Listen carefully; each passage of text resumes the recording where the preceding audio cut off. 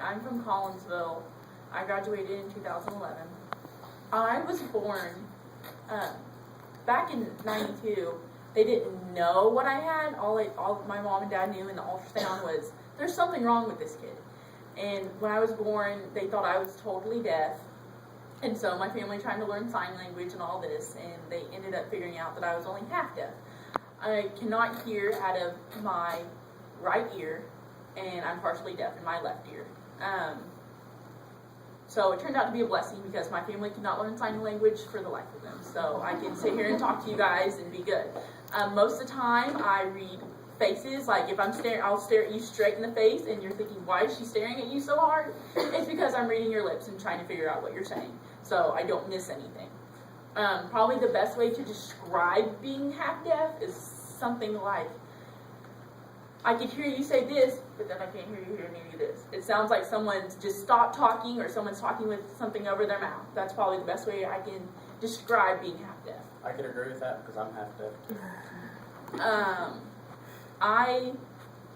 Through school, I did not start getting into being in classes with people with disabilities till about 3rd grade. I started getting help because I transferred to a different school and it became a bigger deal. I started using it a lot more in my middle school and high school. I used the disabilities resource room for just taking tests. I wasn't like Erin and having to be in there for a certain period of time. I only used it to take tests because I also have high anxiety, which I think comes from being deaf too. So that's how I used the disabilities room, which helped me.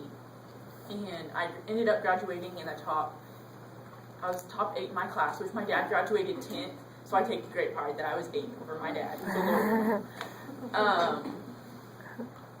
Right now, I'm like Andrea, and I go to TCC. I'm majoring in business. My plan is to get my bachelor's. I'm not going for master's. Get my bachelor's in business. I don't know where yet. I can't decide if I want to come to OSU or go to NSU. I really can't decide. I don't know if it'd be better for me to go to a big school or a small school. So that's really what I do. I also work. I work with kids with. I work with 3 and 4-year-olds most of the time, and I enjoy doing that. Sometimes, not all the time. Sometimes they don't want to listen. And that's basically me.